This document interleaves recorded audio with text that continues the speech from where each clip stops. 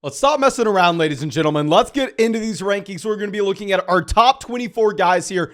Drop a like on this video. Subscribe to the channel if you play fantasy football. And of course, if you want access to all my fantasy football rankings, whether it's Dynasty, Best Ball 2023, you can find them on flockfantasy.com. When you sign up to flockfantasy.com with promo code FLOCK, you are going to get 30% off any subscription.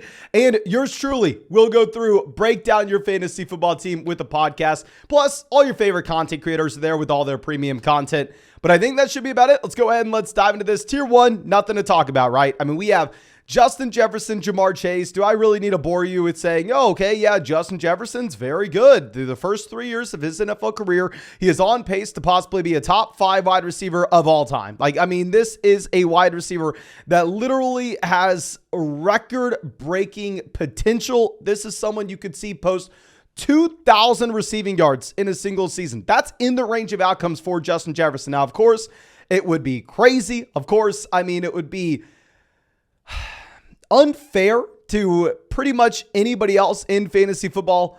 Now, if you wanted to have an argument, the only argument is, well, Mason, come on. Now Justin Jefferson has to compete with both Jordan Addison, TJ Hawkinson. Jefferson's never had the target competition. Plus, he only has Kirk Cousins. Whereas with Jamar Chase, he's used to competing with T. Higgins. Plus, he has the better quarterback. But until we actually see Jamar Chase go out there and score as much as Justin Jefferson, I'm sorry, I'm not going to be able to go through and put Chase ahead of him. Dropping down to our next tier, we're going to go ahead and look at Tyreek Hill and Cooper Kupp. Now, we talked about this a lot. Be very brief. If we are going to be looking at Tyreek Hill versus Kupp, I want to put Cooper Kupp ahead of Tyreek Hill. Just 2 years ago, Cooper Kupp led the NFL in receiving yards, receiving touchdowns, and receptions. He had the trifecta. He had the triple crown. I don't know how many times we've seen that before. The main reason is why I have Kupp behind Tyreek Hill is just simply stated, Las Vegas sportsbooks right now are telling us that you are going to have a hard time for the Los Angeles Rams this next season. They have the over-under for the Los Angeles Rams win total sitting at 6.5 wins. So don't love to see that. And one thing I do want to point out, obviously, if you are trying to get in a fantasy football draft and have a good sense of realistic expectations for these guys, you could always look at Underdog ADP, right? That's something that's easy to do. Underdog should have probably the most accurate ADP that you are going to find in fantasy football this next season, just because that's where the most money is.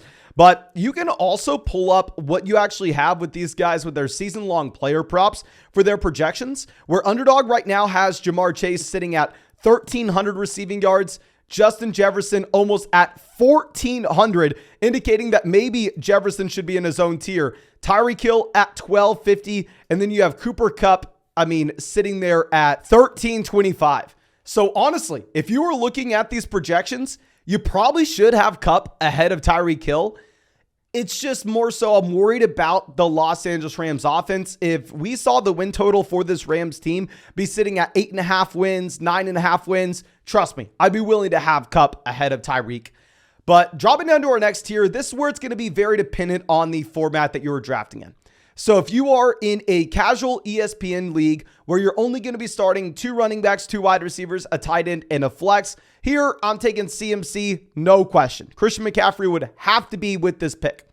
But we are going to make these rankings specifically for Underdog right now, just because, everybody watching this, or at least 99% of y'all, are drafting teams on Underdog right this second, where we're not going to be getting in our casual redraft leagues until we get closer to the season. So in a couple of weeks, I'll update this list and we will change the positional values around and look at it from a casual redraft perspective. But for this rankings list in particular, we are going to assume Underdog, where it's best ball, where you have to start 3 wide receivers.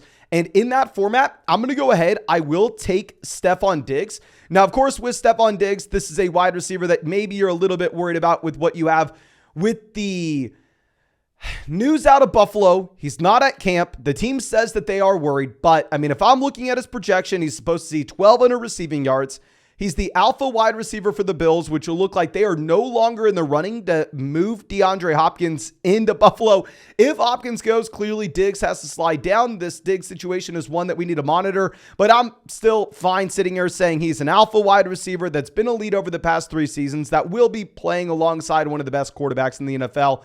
Now, we will have CMC at 6. And yes, with Christian McCaffrey, I have drafted him essentially not at all in underdog drafts so far. Simply stated, in these underdog drafts, when you're able to get superb values at running back, literally I drafted Damian Pierce in the 7th round the other day. I saw Miles Sanders go in the 7th round the other day. I'm going to be fine pushing the wide receiver like Stephon Diggs ahead of Christian McCaffrey because we can find our running back value later on. Now with CMC, what I'm going to be a little bit worried about is the fact that you should expect Elijah Mitchell to take some work on 1st and 2nd down, and Elijah Mitchell will have a role in this offense. If you're looking at the season-long player props on Underdog right now, they have CMC projected for 850 rushing yards, 6.5 rushing touchdowns, and Elijah Mitchell almost at 600 rushing yards.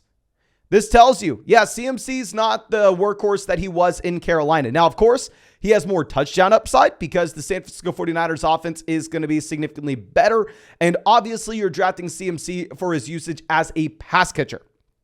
But, I mean, hell, it's just difficult. You're not going to have the unquestioned, just 90% workload that CMC used to have in his NFL career.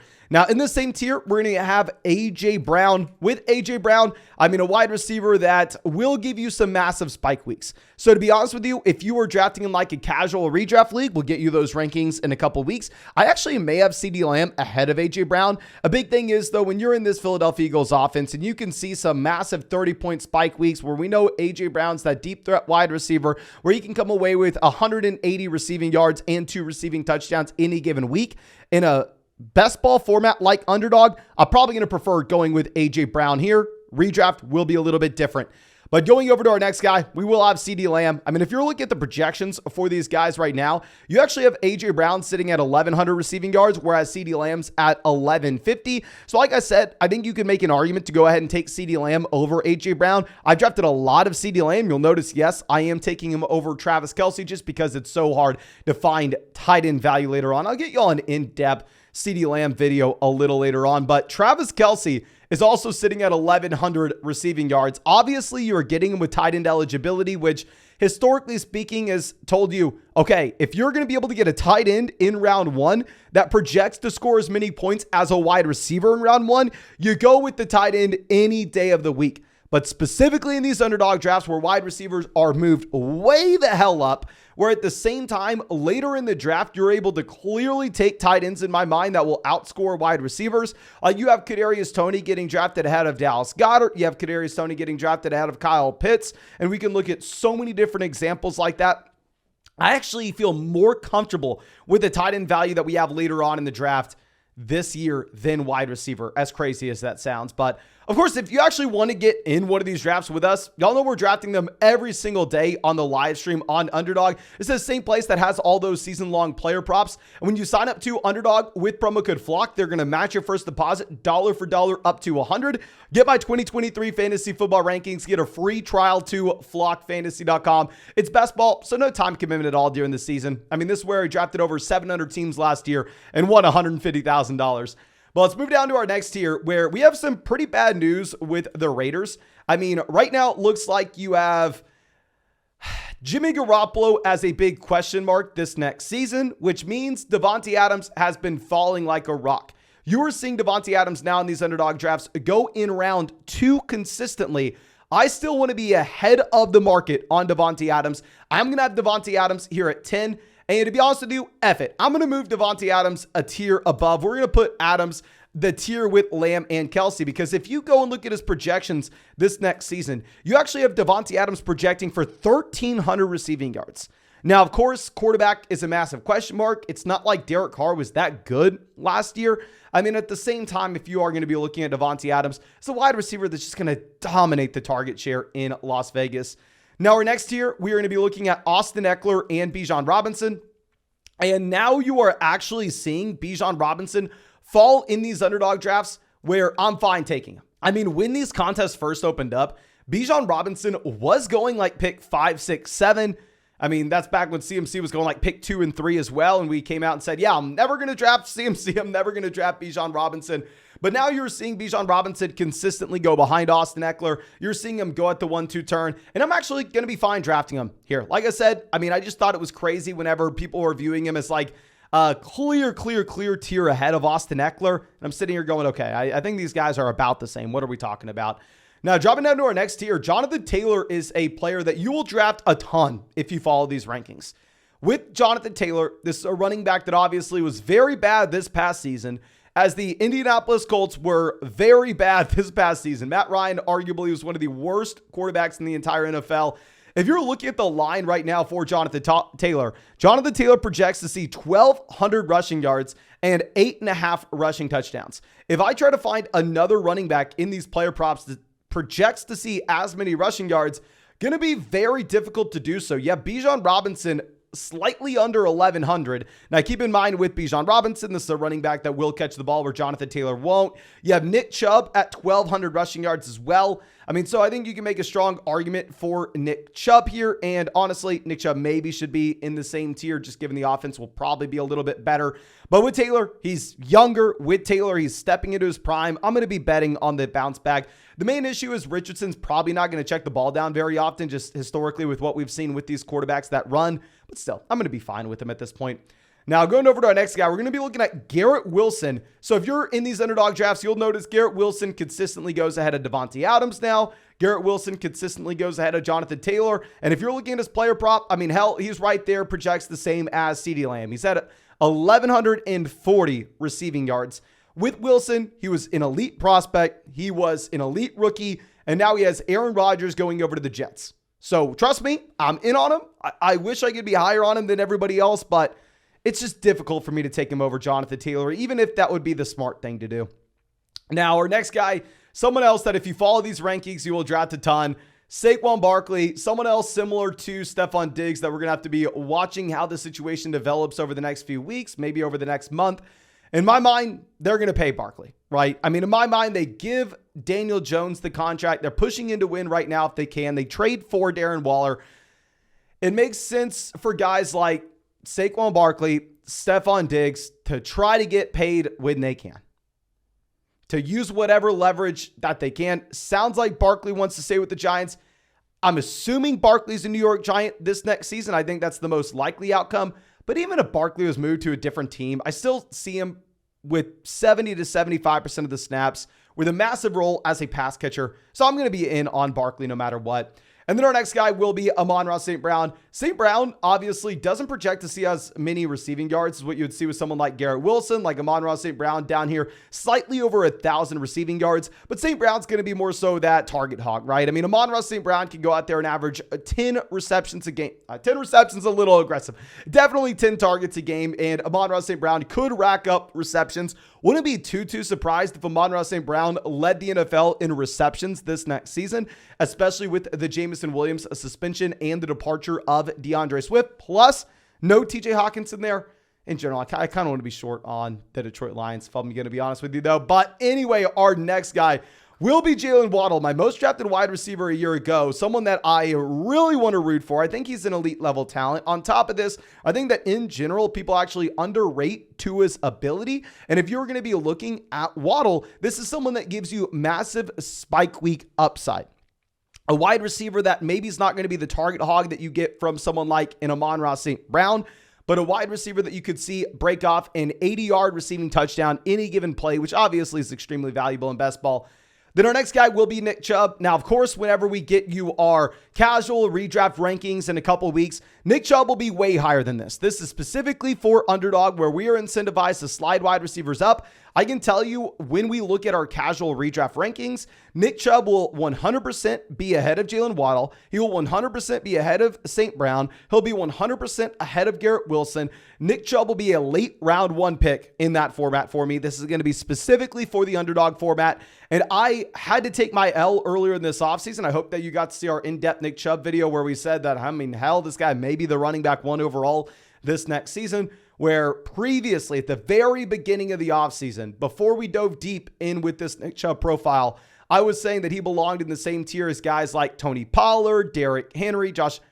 I was laughably wrong. It was horrendous analysis. Chubb should be a clear tier ahead of these guys, which, as you can see by these rankings, he is. Now, our next guy will be Chris Olave, 19. I've drafted a lot of Chris Olave. Not going to lie to you. I'm drafting him less now just because he goes higher in drafts today than he did a month ago. A month ago on Underdog, you had the elite level quarterbacks going before these guys here in this tier, which I kind of thought was crazy. So I was able to get Chris Olave consistently at a discount. Now it's tougher to get Olave. I'm definitely still going to try to target him when I can. It's just a much more difficult thing to do. You have to be in the middle of the second round now. You can't get him at the end of the second. Now, some guys that you also kind of have to be able to get in the middle of the second will be T. Higgins and Devonta Smith. So I'm sure when y'all hang out with me in these live streams, you're going to notice that I take Smith ahead of Higgins a decent amount when the situation is correct to do so.